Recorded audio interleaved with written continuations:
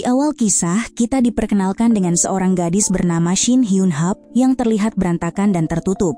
Ia kerap mengintip dunia luar dari balik jendela apartemennya yang ditutupi kardus. Namun, ada hal aneh. Hyun-hap dapat melihat benang merah melayang di atas kepala setiap orang yang dilihatnya. Bahkan, orang-orang di televisi. Garis itu dikenal sebagai S-line, sebuah tanda yang muncul setelah seseorang melakukan hubungan seksual. Semakin banyak garis di kepala seseorang, semakin banyak pula pasangan yang pernah mereka miliki. Jika dua garis saling terhubung, itu berarti dua orang tersebut pernah berhubungan intim. Hyun-hap sudah memiliki kemampuan ini sejak kecil. Namun, seiring waktu, kemampuan itu justru menjadi sumber trauma besar. Ia pernah menggambar ayahnya dengan garis merah yang tersambung ke bibinya. Sang ibu yang melihat gambar itu pun murka dan membunuh suaminya sendiri karena merasa dikhianati. Sejak itu, Hyun-hap merasa bahwa kemampuannya bisa membunuh orang. Ia bahkan beberapa kali mencoba mengakhiri hidup, tetapi selalu gagal. Setelah beberapa upaya bunuh diri yang tak berhasil, ia merasa bahwa mungkin ia memang ditakdirkan untuk hidup, untuk mengungkap rahasia di balik kemampuannya itu. Namun, trauma masa lalu membuatnya menarik diri dari dunia luar, hidup dalam kecemasan dan mengisolasi diri di apartemen. Satu-satunya orang yang terus mencoba mendekatinya adalah Hee-won, tetangga baru yang ramah dan penuh perhatian. Hee-won sering mengantarkan makanan, tapi Hyun-hap tetap enggan keluar dari zona nyamannya. Sementara itu, mobil mencurigakan yang dilihat Hyun-hap ternyata milik seorang detektif polisi bernama Han Ji-wook. Meski terlihat profesional, Ji-wook ternyata sering berganti pasangan dan bahkan berselingkuh dengan rekan kerjanya. Tak heran jika dalam pandangan Hyun-hap, benang merah di atas kepalanya sangat banyak. Di tempat lain, seorang siswi bernama Sun-a menjadi korban perundungan oleh geng siswi lain yang dipimpin Hae-yong. Sun-a disiksa karena menolak memberikan uangnya.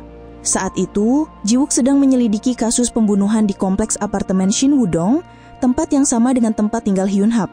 Korbannya adalah seorang wanita yang dicekik hingga tewas, namun tidak ada tanda-tanda kekerasan lain di TKP. Saksi mata melihat seorang pria berhelm seperti kurir datang ke apartemen korban, namun korban tak memesan apapun. Ternyata ini bukan kasus pertama. Sudah 3 kasus serupa terjadi. Saat menonton berita, Hyun-hap melihat sosok pria mencurigakan memakai helm full face dengan 1 garis merah. Tak lama pria itu muncul di depan rumah Hee-won. Hyun-hap curiga dan hendak melapor ke polisi, tapi urung karena melihat Hee-won ternyata akrab dengan pria itu. Keesokan harinya, Sun-a bolos sekolah karena takut dibully. Ia lalu meminta uang pada pamannya. Ji-wook kaget melihat wajah Sun-a lebam dan marah karena keponakannya tak mau jujur. Saat sedang merokok di balkon, Ji-wook mendapat kabar bahwa seseorang melihat pria berhelm di gedung B apartemen Wansong, tepat di seberang apartemennya. Ia langsung mendatangi apartemen Hyun-hap, tapi Hyun-hap tak mau membuka pintu. Namun akhirnya, karena bujukan Ji-wook, Hyun-hap sedikit membuka pintu dan mengatakan bahwa ia takut dengan berita pembunuhan yang belakangan terjadi. Keesokan harinya, Ji-wook dan timnya berhasil melacak mantan pacar korban pembunuhan, seorang guru SMA bernama Jeong-min yang ternyata tinggal di gedung yang sama. Saat Ji-wook hendak menyelidiki, ia malah mendapat kabar bahwa ayahnya mencoba bunuh diri dari atap rumah sakit. Ia segera menuju rumah sakit. Sementara itu, rekan Ji-wook yang sudah tiba di kamar Jeong-min masuk karena pintunya tidak terkunci. Tanpa sadar, ia diserang dari belakang oleh Jeong-min. Ji-wook yang mendengar suara gaduh lewat telepon langsung melaju, tapi sudah terlambat. Rekannya sudah dihajar habis-habisan. Jeong-min lalu memakai helm dan kacamata khusus, lalu menuju ke apartemen Hee-won. Hyun-hap yang menyadari bahaya pun nekat keluar membawa pisau, namun langkahnya berat karena trauma. Saat sampai di luar gedung, ia malah jatuh tak berdaya. Di dalam apartemen, Jeong-min ternyata juga bisa melihat S-line berkat kacamata yang ia kenakan. Setelah melihat benang merah di atas kepala Hee-won begitu banyak, ia merasa dikhianati dan mencekiknya. Namun Hyun-hap yang akhirnya berhasil bangkit datang dan menodongkan pisau. Sayangnya Jeong-min berhasil membalikan keadaan. Saat situasi kritis, Hee-won yang ternyata masih hidup menghajar Jeong-min hingga kacamatanya terlepas. Jeong-min kembali menyerang dan hampir membunuhnya. Tepat waktu, Ji-wook muncul dan menembak Jeong-min dari apartemen seberang. Dalam kondisi sekarat, Jeong-min mengatakan bahwa garis merah di kepalanya telah menghilang. Saat itulah Hyun-hap menyadari bahwa Jeong-min bisa melihat S-line berkat kacamata khusus, bukan karena kemampuan bawaan seperti dirinya. Tim medis akhirnya tiba di lokasi, namun secara mengejutkan, Hyun-hip terlihat baik-baik saja meski sebelumnya sempat ditusuk oleh Jong-min. Setelah memastikan keadaannya, Han Ji-wook mendekati Hyun-hip dan memintanya datang ke kantor polisi untuk memberikan keterangan. Namun saat itu, Suna yang baru muncul malah bertanya kenapa Hyun-hip memakai kacamata hitam di malam hari. Setelah kembali ke apartemen, Ji-wook menanjai keponakannya apakah dia mengenal Hyun-hip. Suna lalu menjelaskan bahwa mereka dulu teman SMP. Dan juga menceritakan tragedi yang menimpa keluarga Hyun-hip, di mana ibunya menghilang setelah membunuh sang ayah. Sementara itu, Hyun-hip sedang termenung di atap gedung, masih diliputi bayang-bayang kejadian yang menimpa Hee-won. Namun kini pandangannya berubah. Ia menyadari bahwa kemampuannya bukanlah kutukan, melainkan anugerah yang bisa menyelamatkan nyawa. Ia pun melepas kacamata hitamnya dan kembali melihat dunia penuh garis merah. Tak lama, sebuah pesan dari nomor misterius masuk, menyatakan bahwa si pengirim juga bisa melihat dunia seperti Hyun-hip dan memintanya untuk datang ke SMA ARK. Hyun-hip mulai membuka diri, ditandai dengan keputusannya membongkar kardus yang selama ini menutupi jendela kamarnya. Di waktu yang sama, Suna kembali ke sekolah, hanya untuk kembali jadi sasaran ejekan Hae-young dan gengnya. Mereka mempermalukan Suna setelah menemukan surat cinta yang ia tulis untuk seorang siswa bernama Ji-won. Tak terima, Suna mencoba merebut surat itu kembali namun justru dipukul balik oleh Hae-young. Untungnya, seorang guru bernama Kyu-jin datang dan segera menghentikan aksi bullying tersebut. Meski terlihat lembut, Kyu-jin bersikap tegas. Ia memperingatkan Suna bahwa dirinya tidak bisa membela jika Suna terbukti menyerang lebih dulu.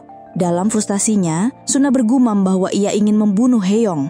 Saat hendak pulang, Suna menemukan sebuah kacamata misterius di lokernya, kacamata yang identik dengan milik Jong-min. Di tempat lain, rekan Ji-wook ternyata selamat dari serangan Jong-min.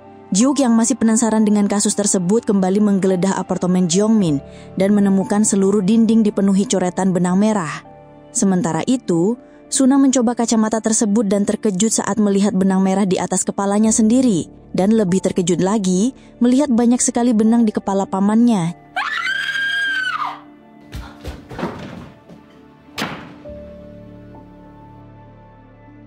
Untuk memastikannya, ia pergi ke tempat ramai dan menyadari bahwa semua orang memiliki garis merah yang saling terhubung, bahkan sesama jenis. Dari situ, Suna sadar bahwa benang merah itu adalah S-line, tanda hubungan seksual.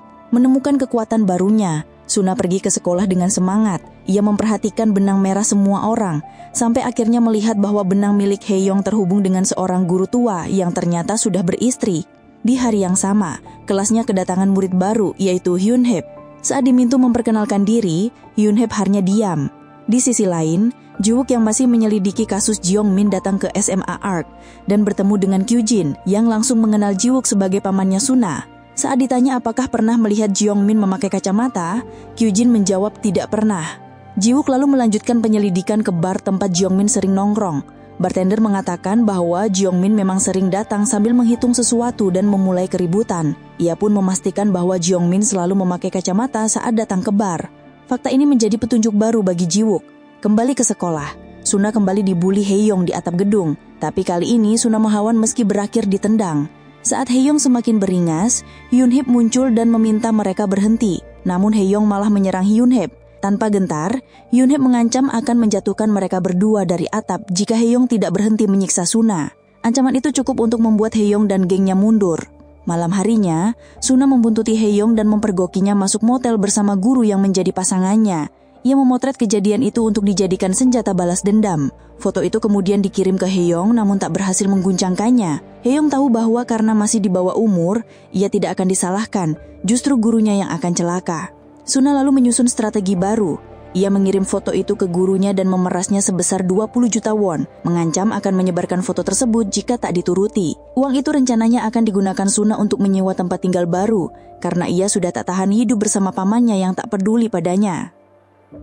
Keesokan harinya, Hae-young melaporkan pada gurunya bahwa Sunalah yang memerasnya. Ia mulai curiga, bagaimana mungkin Suna bisa mengetahui hubungan gelapnya dengan guru itu. Rasa penasaran itu berubah menjadi kemarahan ketika ia menyadari bahwa Suna kini justru semakin populer. Bahkan teman-teman gengnya pun bawa pada Suna, dan Ji-won pun akhirnya menerima cinta Suna. Semua itu membuat posisi Hae-young tergeser.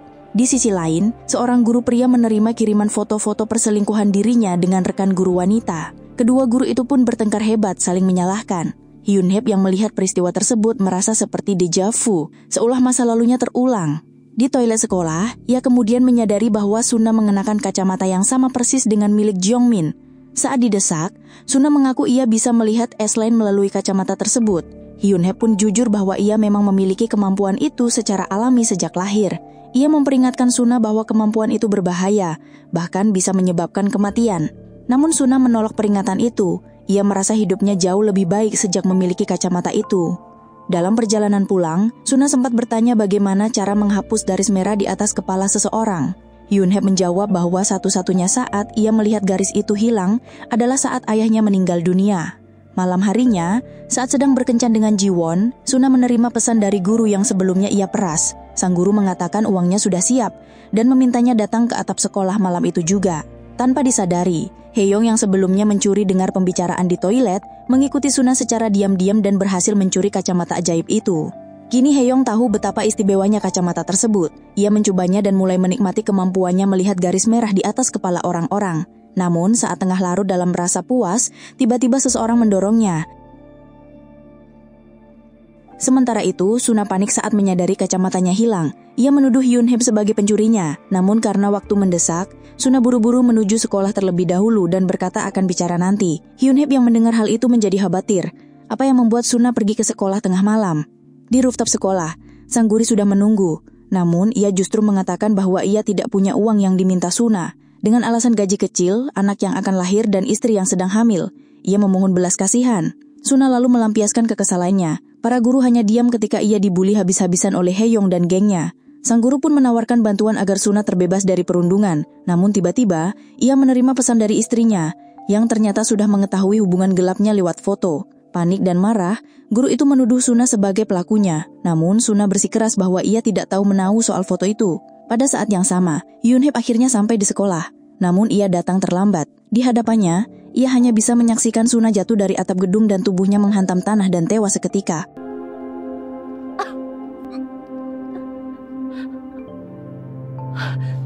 Garis merah di kepala Suna yang sebelumnya sempat menghilang tiba-tiba muncul kembali meski hampir pudar. Hal itu menjadi pertanda bahwa masih ada harapan untuk menyelamatkannya. Suna segera dilarikan ke rumah sakit dan langsung menjalani operasi darurat. Setelah menerima kabar, Jiwook buru-buru mencari tahu penyebabnya dan menanyai Hyunhye tentang alasan Suna berada di sekolah pada malam hari. Hyunhye menjelaskan bahwa Suna sempat menelpon dan mengatakan ingin pergi ke sekolah. Karena khawatir ia menyusulnya dan mendapati Suna sudah tergeletak. Ia mengaku tidak mengetahui kejadian sebenarnya, namun yakin bahwa Suna tidak mencoba. Keesokan harinya, suasana di sekolah mencekam. Dewan Studi marah besar atas insiden tersebut. Situasi semakin tegang karena Sungjin tidak masuk dan sulit dihubungi. Dewan menegur para guru menuding mereka gagal mengawasi murid hingga peristiwa itu terjadi. Ia bahkan mengeluarkan pernyataan kasar bahwa jika Suna ingin mengakhiri hidup, seharusnya dilakukan di rumah. Salah satu guru tak terima dan membela Suna, mengingat kondisinya yang masih bertahan hidup. Perdebatan pun pecah di ruang guru. Ketegangan meningkat hingga berkas seorang guru jatuh karena tersenggol. Sebelum pergi, Dewan Studi menginstruksikan agar para guru menjaga kerahasiaan insiden ini agar tidak menyebar keluar. Di kelas, Haeyong juga tidak hadir, memunculkan kecurigaan teman-temannya bahwa ia terguncang akibat kejadian Suna. Di ruang guru, Kyujin merasa bersalah, namun rekan-rekannya mencoba meyakinkannya bahwa itu hanyalah kecelakaan. Mereka juga heran dengan menghilangnya Sungjin secara tiba-tiba. Setelah suasana tenang, seorang guru menyinggung rumor bahwa Junggu akan menikah, namun ia membantah dan mengatakan tidak berniat menikah lagi. Selesai bekerja, Jungwoo mengunjungi kakaknya dan berencana menginap selama seminggu sebelum berangkat ke Kanada. Sementara itu, di rumah sakit, Jiwook dengan setia mendampingi Suna. Hyunchuk mulai menyelidiki dan mendapat bantuan dari Kyongjin, siswi dari kelas lain yang merasa ada kejanggalan karena mengenal Suna sebagai gadis yang kuat meskipun kerap dirundung. Mereka mulai mencurigai Haeyong yang menghilang tepat setelah insiden Suna. Sementara itu, Sungjin awalnya mengira Suna telah meninggal, tapi Hyunchuk diberitahu bahwa ia masih hidup. Di sekolah, Hyunju menghentikan Junsan dan mencoba kacamatanya, ingin memastikan apakah kacamata itu mampu melihat garis S. Di ruang guru, Jungwoo menemukan kacamata di mejanya. Saat bertanya pada Kyujin, ia disarankan untuk memakainya saja karena terlihat cocok. Saat dikenakan, Jungwoo terkejut melihat garis-garis merah yang menjulur dari kepala para guru. Ia lebih terkejut saat melihat garis sangat mencolok dari kepala Jiwook yang baru datang dan begitu banyak. Jiwook mengabarkan bahwa Suna tidak melakukan percobaan bunuh diri dan saat ini ia sedang menyelidiki siapa saja yang telah merundung Suna. Ia menunjukkan foto Jiwon, kekasih Suna, yang mengaku bahwa saat mereka berkencan, Suna tampak panik seolah mencari sesuatu. Dari rekaman CCTV, terungkap keterlibatan Hae-young yang kemudian menghilang begitu saja. Jung-woo makan malam bersama kakak dan iparnya dan melihat banyak garis es di atas kepala keduanya. Saat ditanya soal batalnya pernikahan, Jung-woo menjawab bahwa ia mempergoki tunangannya berselingkuh dengan temannya sendiri. Namun ia tampak lebih terganggu oleh garis merah di kepala iparnya yang berubah-ubah saat mereka berada di lift. Rasa penasaran membuatnya ingin menyelidiki lebih jauh, tapi iparnya melarangnya keluar di lantai tempat selingkuhannya tinggal. Di kantor, Ji-wook murka karena atasannya menutup kasus Suna sebagai percobaan bunuh diri. Ia dilarang menyelidiki lebih dalam karena sekolah tidak ingin masalah ini membesar. Meski begitu, Jung-woo tetap memakai kacamata itu dan menyadari adanya keterkaitan antar guru melalui garis-garis es. Jung-woo bertanya pada Kyujin tentang apa yang seharusnya dilakukan jika mengetahui orang terdekat berselingkuh. Kyujin menyarankan agar ia memastikan kebenarannya terlebih dahulu. Ketika menemani kakaknya berbelanja, Jung-woo menemukan paket salah alamat yang mengarah ke unit 401 tempat garis as iparnya terhubung. Di sana ia bertemu wanita bernama Kelin dan mulai mencari tahu lebih banyak tentang dia. Malam itu setelah mengenang almarhum ibu mereka, Jung-woo bertanya pada kakaknya apakah ia benar-benar bahagia dalam pernikahannya. Ia takut tragedi perselingkuhan ayah mereka terulang, itulah yang alasan ia meninggalkan tunangannya meskipun masih mencintainya. Keesokan harinya, foto Sungjin dan Hae-young tersebar. Jung-woo melihat garis yang menghubungkan mereka memperkuat curigaannya tentang hubungan iparnya dengan Kelin. Di tempat lain, Ji-wook dan Dong-sik menemukan mayat Sungjin di parkiran dengan surat permintaan maaf. Ji-wook memperkirakan kematiannya sudah 3 hari lalu dan yakin Sungjin tidak meninggal di sana. Apalagi foto-foto baru tersebar setelah ia wafat. Ia kemudian menjemput Hyun-hyuk untuk membahas kacamata milik Suna. Hyun-hyuk menyarankan agar Ji-wook menemukan kacamatanya terlebih dahulu sebelum mengungkap lebih banyak. Jung-woo diam-diam mengikuti iparnya yang ternyata menemui Kelin. Dari jauh ia menelpon iparnya yang terang-terangan berbohong. Ia mencatat nomor kamar hotel tempat mereka bertemu dan mengetuk pintu sambil menyamar sebagai pelayan. Marah tapi masih menahan diri, Jung-woo memperingatkan iparnya agar segera menghentikan perselingkuhan hari itu juga. Keesokan harinya, Jung-woo berpamitan ke Kanada setelah menatap wajah keponakannya. Namun sebelum pergi, ia melihat unggahan Kelin tentang kehamilan. Marah karena pengkhianatan iparnya yang tak peduli pada peringatannya, ia kembali ke apartemen dan mendapati kakaknya menabrakkan mobil ke mobil Kelin. Saat iparnya datang, alih-alih menenangkan kakaknya, ia justru membela Kelin. Hal ini membuat Jung-woo hilang kendali dan memukulnya meski segera dihentikan oleh sang kakak. Jung-woo semakin hancur saat mengetahui bahwa kakaknya ternyata adalah wanita simpanan dari pria bernama Tae-sik yang akhirnya memenuhi janjinya kepada Jung-woo untuk mengakhiri perselingkuhan itu. Di akhir, Jung-woo memeluk keponakannya sambil menangis, dihantui luka dan kehilangan yang dalam. Di kantornya, Ji-woo kembali membaca surat peninggalan Sungjin. Sebuah ingatan membawanya pulang untuk mencari sesuatu di kamar Suna. Ia kemudian menemui Hyun-juk dan memperlihatkan coretan buatan Suna yang berkaitan dengan kacamata dan garis es. Ia penasaran tentang apa sebenarnya yang bisa dilihat melalui kacamata itu. Hyun-juk menjelaskan bahwa ia memiliki kemampuan alami untuk melihat garis-garis tersebut tanpa bantuan alat apapun. Awalnya Ji-wook sulit mempercayainya, namun kejadian-kejadian belakangan ini, terutama soal kacamata yang hilang dari barang bukti, memaksanya mempertimbangkan kemungkinan itu. Terlebih Suna sempat mengancam banyak orang setelah ia bisa melihat garis-garis tersebut. Di kelas, Hyun-juk terbangun kakibat mimpi tentang Suna. Dan saat akhir pekan, Hyun-jin dan Jun-san mengajaknya keluar tapi ia menolak karena harus bekerja di hotel Maishin. Di kantor, Mae-young dimarahi atasannya karena salah membuat laporan. Ia disuruh memperbaikinya. Mae-sung diam-diam memakai kacamata garis es dan tersenyum saat menyadari atasannya tidak memiliki hubungan dengan siapapun. Saat makan bersama rekan-rekannya, Mae-sung mengaku berasal dari Busan dan sedang berlatih berbicara tanpa logat karena ingin menjadi artis. Ketika guru seni lewat, ia tampak tertarik pada pria yang pernah menolongnya. Ia pun menyamar mengenakan wig berwarna muda dan pakaian mencolok, membawa stepper ke hotel Maishin sambil tersenyum aneh. Pada akhir pekan, Hyun-juk mulai bekerja sebagai resepsionis di hotel Maishin. Sementara itu, Ji-wook dan Dong-sik secara diam-diam menelaah kembali papan operasi kasus Suna. Ji-wook berspekulasi bahwa perubahan perilaku Suna terkait erat dengan kacamata yang digunakannya, yang kemudian menyeret Sungjin dan Hae-young, 2 orang yang diketahui sering merundung mereka. Anehnya Hae-young menghilang setelah mengambil kacamata itu. Dong-sik yang penasaran kemudian diberi penjelasan oleh Ji-wook tentang garis es. Di motel, Hyun-jin dan Jun-san mengunjungi Hyun-chup. Tak lama Mai dengan wig pinknya memesan kamar membuat Kyung-jin merasa mengenal wajahnya. Saat sendirian di kamar, Mai merenung bahwa ia telah menjalin banyak hubungan dengan pria tapi tetap merasa hampa. Ketika melihat pria yang disukainya, ia tidak bisa lagi menambal kehampaan itu dengan seks semata. Ia tertawa entah karena menampilkan kenyataan atau hanya sedang berakting demi mimpinya. Hyun-jin akhirnya mengenali Mai sebagai staf administrasi sekolah yang sering memakai kacamata. Hae-yong juga melihatnya dan merasa aneh karena Mei hanya memiliki satu garis es di kepalanya. Mei tinggal di kontrakan sempit dan saat memakai kacamatanya, ia tertenung menatap kota yang dipenuhi garis es. Di sisi lain, Ju kembali menyelidiki kasus pembunuhan ayah Hyun-jup oleh ibunya sendiri. Dari dokumen lama itu ia mengetahui bahwa sejak kecil Hyun-jup sudah bisa melihat garis-garis tersebut. Walaupun masih ragu, setelah melihat foto ibu Hyun-jup dan mengingat kembali papan yang pernah ia lihat di rumah itu, keyakinannya mulai tumbuh. Di rumah sakit ia mendiskusikan garis Suna dengan Hyun-jup. Hyun-jup menjelaskan bahwa Suna hanya memiliki satu garis dan tidak terhubung dengan pacarnya Hae-yong. Sementara di rumah, Hyun-jup menonton berita pembunuhan dan terkejut saat melihat tersangka mengenakan kacamata yang mirip dengan milik Suna. Ia menduga bahwa kacamata itu tidak hanya satu. Di tempat lain, Mei berobrol dengan guru seni dan tampak bahagia ketika pria itu menebak impiannya menjadi aktris. Tiba-tiba garis di kepala mereka juga terhubung. Di kolam renang sekolah, Yunsan yang mensukai Hyun-jup mengajak Hyun-jup bersantai. Hyun-jup mengaku suka tempat sepi meski tidak bisa berenang. Anehnya ia langsung melompat ke kolam membuat Yunsang panik dan ikut melompat tanpa sadar bahwa kolam itu dangkal dan pada saat itu mereka tertawa bersama. Saat makan, Hyun-jup mengungkapkan pada Junsang bahwa ia bisa melihat garis es. Yunsan percaya karena tahu Hyun-jup tidak punya alasan untuk berbohong. Momen bahagia itu membuat garis es mulai muncul di atas kepala Hyun-jup saat ia tersenyum melihat bayangannya di kaca. Di kantor, seorang wanita menyapa Ji-wook dan Dong-sik mulai curiga bahwa wanita itu pernah punya hubungan dengan Ji-wook.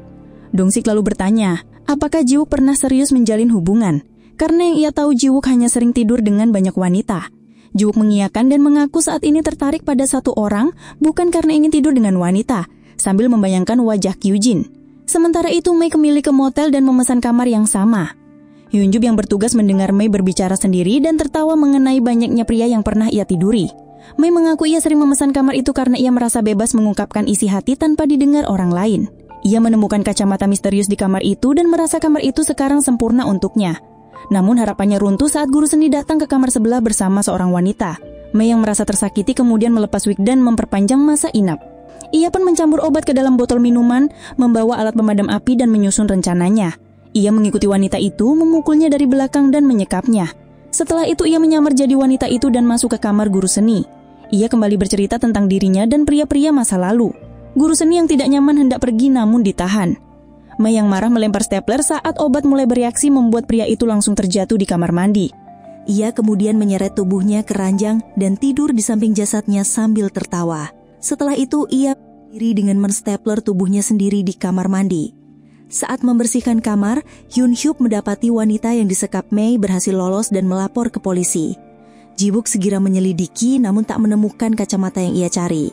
Ia menanyai Hyun-hyup yang kemudian menjelaskan bahwa ia sering melihat Mei memakai kacamata itu di sekolah.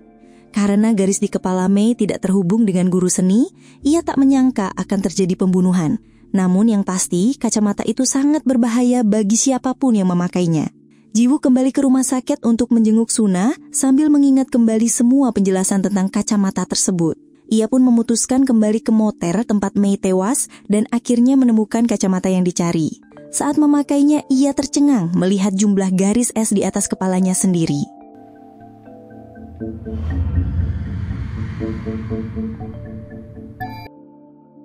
Cerita kembali ke masa lalu saat Ji-wook muda, terlihat menggendong bayi yang kemudian diketahui sebagai keponakannya Suna. Lalu adegan berpindah ke momen ketika Ji-wook menghadiri persemayaman orang tua Suna di rumah duka. Setelah tragedi itu, Ji-wook menjalani hari-harinya dalam kesedihan, sambil merawat Suna hingga dewasa, berharap kelak ia bisa hidup tanpa keterikatan dengan siapapun. Kembali ke masa kini, Ji-wook menjenguk Suna yang sedang dirawat di rumah sakit. Dengan kacamata es lain yang kini ia miliki, tanpa sengaja ia melihat sosok wanita misterius mengawasi mereka dari balik jendela. Keesokan harinya, saat masih mengenakan kacamata tersebut, Ji-wook terkejut melihat garis-garis merah di atas kepala rekan-rekannya di kantor, di mana tanda itu menandakan jika mereka telah berhubungan intim. Ia penasaran dengan Dong-sik dan memintanya menunduk. Ji-wook kaget mengetahui Dong-sik ternyata belum pernah berhubungan intim seperti dirinya.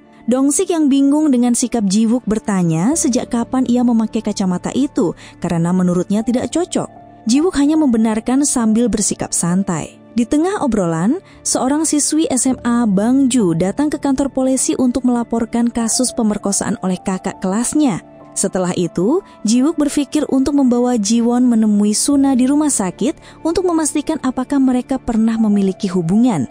Di rumah sakit, terbukti Jiwon tidak pernah melakukan hal itu dengan Suna.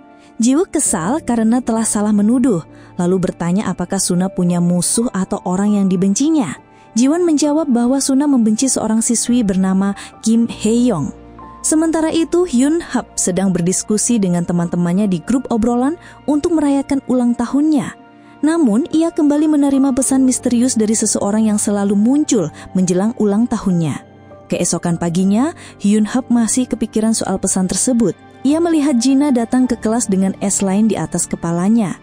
Di kantor polisi, Dong-sik yang menangani kasus baru memberitahu Jiwook bahwa mereka mendapat laporan pemerkosaan anak di bawah umur dan meminta Jiwook ikut menangani. Tak lama kemudian, Jiwook menonton rekaman interogasi Jina, siswi SMA Bangju. Jina mengaku menjadi korban pemerkosaan oleh kakak kelasnya yang juga merupakan trainee idol. Mereka sempat minum bersama di rumah sang kakak kelas dan keesokan paginya, Jina menduga dirinya telah diperkosa. Ia menegaskan bahwa ia belum pernah melakukan hubungan intim. Namun Jiwook yang melihat melalui kacamata meragukan kebenaran pengakuan Jina. Merasa ada kejanggalan, Jiwook memutuskan pergi ke SMA Bangju keesokan harinya. Sesampainya di sekolah, ia tercengang melihat banyak siswa dan siswi sudah memiliki garis merah tanda telah berhubungan intim. Saat menuju ruang kelas, ia bertemu guru Kiljin yang tidak memiliki garis merah sama sekali dan tampak malu saat berbicara soal Suna. Tak lama Jiwook bertanya pada Kyujin tentang lokasi kelas Seo Hanyu yang merupakan tersangka dalam kasus tersebut. Setelah bertemu Hanyu, Jiwook melihat S-line di kepalanya dan mulai menginterogasi. Ia juga heran mengapa anak sekolah bisa bebas minum alkohol. Hanyu dengan santai menjawab bahwa ia hanya stres belajar dan Jina bukan tipenya, meskipun mereka dekat karena punya mimpi yang sama menjadi seorang penyanyi. Dong-sik pun tercengang melihat betapa anak-anak zaman sekarang bisa menyembunyikan sisi gelap mereka di balik penampilan biasa. Saat meninggalkan sekolah, Jiwook tak sengaja melihat Hyun Hap menatapnya tajam. Hyun Hap memintanya menyerahkan kacamata, namun Jiwook menolak karena menganggap itu sebagai barang bukti. Ia menjelaskan bahwa kacamata itu membuatnya bisa melihat garis merah seperti yang pernah dijelaskan Hyun Hap. Hyun Hap memperingatkan bahwa setiap pembunuhan selalu meninggalkan kacamata tersebut di TKP. Saat mereka berdebat, Kyujin muncul untuk mengetahui keributan mereka. Hyun Hap yang kesal memilih pergi. Jiwook sempat ingin mengajaknya makan malam. Namun niat itu batal saat ibu Kyujin mengalihkan pembicaraan. Kyujin yang tampaknya menyembunyikan sesuatu bisa melihat S-line di kepala Jiwook dan tersenyum saat pria itu pergi meninggalkan sekolah. Jiwook kemudian menuju gedung agensi trainee untuk menemui direktur dan bertanya soal perekrutan Jina. Direktur menjelaskan bahwa Jina tidak punya bakat menjadi idol, suka main dengan laki-laki, sering menggoda trainee lain dan minum alkohol. Saat dalam perjalanan pulang, Dong-sik merenung apakah kemungkinan fitnah juga bisa terjadi dan orang-orang cenderung membela diri. Namun Jiwook menegaskan bahwa mereka tidak bisa menyimpulkan apapun tanpa bukti konkret. Kembali ke ruang interogasi, Hanyu membela diri dengan menunjukkan pesan-pesan dari Jina kepada detektif Dong-sik yang menunjukkan bahwa Jina yang terus mengejarnya. Sementara itu di ruangan terpisah, Jina telah menghapus semua pesan tersebut dan seluruh pakaian yang dikenakannya saat kejadian telah dicuci bersih, meskipun sebelumnya ada bekas darah. Ia juga baru melapor seminggu setelah kejadian yang tentu menyulitkan proses penyelidikan. Ibu Jina membela putrinya dan menyatakan bahwa dialah yang mencuci pakaian tersebut. Kemudian saat pintu dibuka, diketahui bahwa Hanyu memang tidak tidur dengan Jina. Jiwook yang mulai kewalahan dengan kasus ini menegaskan kepada Dong-sik bahwa kasus ini belum cukup kuat untuk dilimpahkan ke kejaksaan. Tak lama kemudian, Jiwook pulang dan mendapati Hyun Hap menunggunya di depan apartemen. Ia memberikan foto meninggal ibu Hyun Hap, lalu bertanya apakah Hyun Hap tidak ingin mencari ibunya. Hyun Hap menjawab bahwa jika ibunya masih hidup, ia sendiri yang akan mencarinya. Untuk meredakan suasana, Jiwook mengalihkan pembicaraan soal kacamata S-line yang sebelumnya dianggap berbahaya, namun ternyata bisa mengungkap kebenaran. Jiwook juga bertanya soal Jina yang ternyata memiliki banyak garis merah S-line, walaupun Hanyu tidak pernah menyentuhnya. Hyun Hap menjelaskan bahwa seminggu sebelum kejadian, Jina bahkan belum memiliki S-line di kepalanya, menandakan bahwa ada sesuatu yang terjadi dalam selang waktu itu. Setelah mendengar penjelasan tersebut, Jiwook langsung menuju apartemen Hanyu untuk memastikan beberapa hal. Saat ditanya soal botol miras yang diminum bersama Gina, Han-yu tampak gugup dan mengatakan bahwa ia tidak suka menyimpan barang bekas, dan itulah alasannya membuangnya. Ia lalu berdalih bahwa ia harus segera tidur karena akan bangun pagi. Di sisi lain, Hyun-Hub kembali ke motel tempat ia dulu bekerja. Sambil diam-diam diawasi oleh seorang wanita, ia berusaha mencari tahu asal-usul kacamata S-line yang sering ditemukan di TKP pembunuhan, serta siapa yang menyebarkannya kepada para pelaku.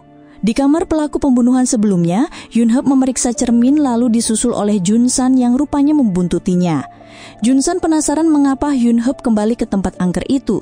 Hyun-Hub malah menertawakannya karena ketakutan, dan setelah Jun-san memeluknya, mereka berciuman. Keesokan harinya, Ji-wook menemukan selimut milik Han-yu yang terlihat baru. Namun justru dibuang ke tempat sampah biasa, bukan ke tempat kain bekas yang menimbulkan kecurigaan.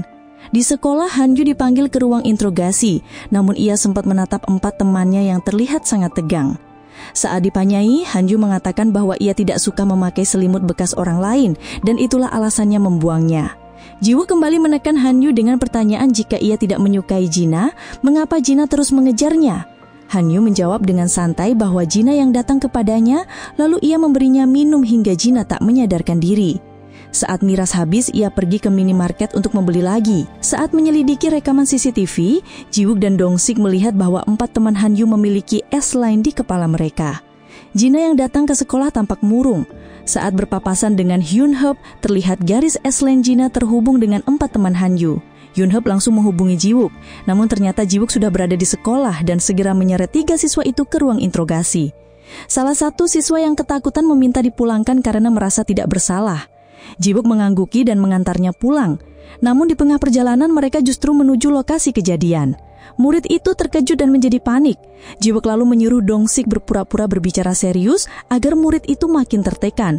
Benar saja, murid itu makin gelisah dan akhirnya kabur saat pintu mobil dibuka. Setelah ditangkap dan diborgol, ia semakin histeris karena pernyataan Ji-wook dan akhirnya mengaku telah melakukan pemerkosaan secara bersama-sama. Namun, otak dari semua ini adalah Han-yu. Teman-teman Han-yu yang lain juga mengaku bahwa Han-yu yang memberikan obat kepada Gina hingga pingsan dan mereka hanya menjalankan suruhannya. Ji-wook kembali ke ruang interogasi sambil membawa barang bukti berupa obat yang ditemukan di kamar Han-yu. Ia menyampaikan bahwa semua saksi telah mengakui bahwa Han-yu adalah pelaku utama. Setelah mengungkap kebenaran, Ji-wook mengantar pulang Hyun-Hub sambil membicarakan peran penting kacamata S-line dalam menyelesaikan kasus. Namun tiba-tiba Ji-wook mendapat telepon dari rumah sakit di mana Suna menghilang dari kamarnya. Para perawat panik dan menunjukkan rekaman CCTV yang memperlihatkan guru Kyujin membawa Suna ke dalam mobil. Pada saat yang sama, seseorang misterius mengirimkan foto Suna yang masih terbaring di ranjang rumah sakit. Ji-wook langsung menuju lokasi rumah sakit sambil memerintahkan Dong-sik menyelidiki guru Lee Kyujin. Saat tiba, ia mendapati bahwa Suna sebenarnya masih terbaring tak sadarkan diri. Melalui kacamatanya, Ji-wook melihat S-line milik Suna mulai bergerak. Tiba-tiba seorang pria parubaya masuk sambil menodongkan senjata. Ia adalah ayah Ji-wook atau yang juga merupakan kakek Suna. Ji-wook yang marak besar langsung mencekik ayahnya dan hampir membunuhnya dengan alat infus karena tak kuasa menahan emosinya setelah mengetahui perbuatan keji ayahnya. Di tempat lain, Hyun-Hub yang bersimbah darah dan menangis menelpon Ji-wook dengan suara panik meminta bantuannya.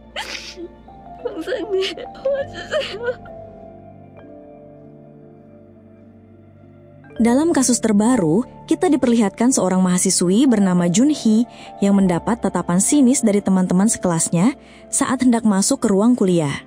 Sebelumnya, ketika bekerja paruh waktu, Jun-hee menerima kiriman video tak senonoh yang melibatkan dirinya. Video itu menyebar luas yang membuatnya semakin depresi.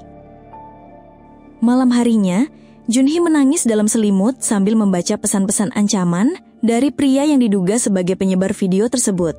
Saat bekerja pada malam berikutnya, kondisi mental Jun-hee semakin memburuk hingga ia terpikir untuk mengakhiri hidupnya dengan menabrakkan diri ke jalan raya. Beruntung, Kyujin datang tepat waktu dan berhasil mencegahnya.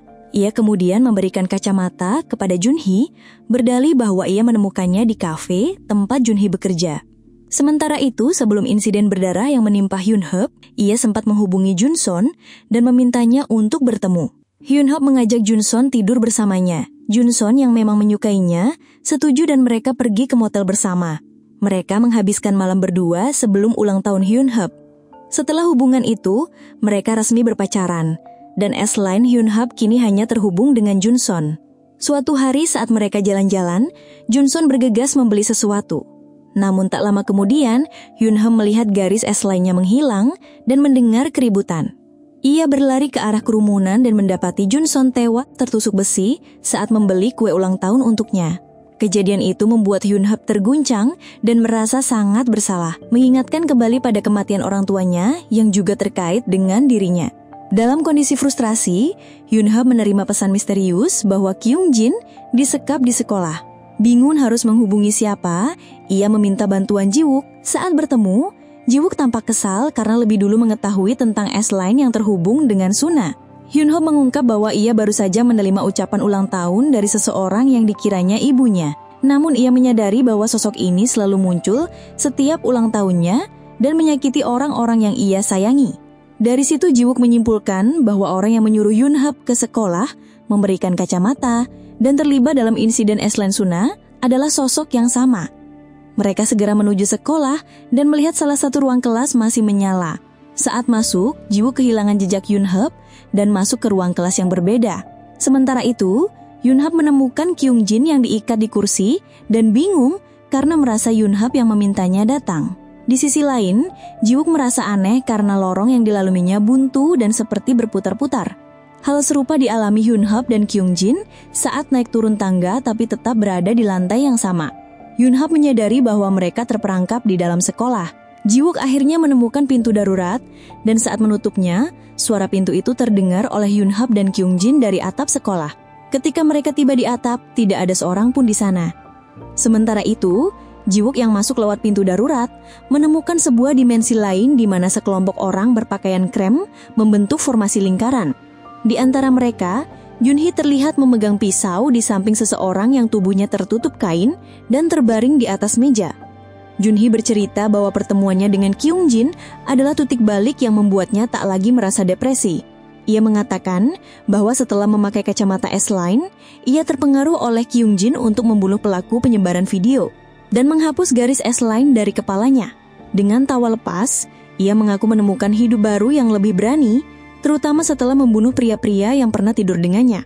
Ia lalu membuka kain di atas meja dan langsung memukul kepala pria itu sambil tertawa, membuat Ji-wook yang melihatnya terpana dan tak bisa berkata-kata.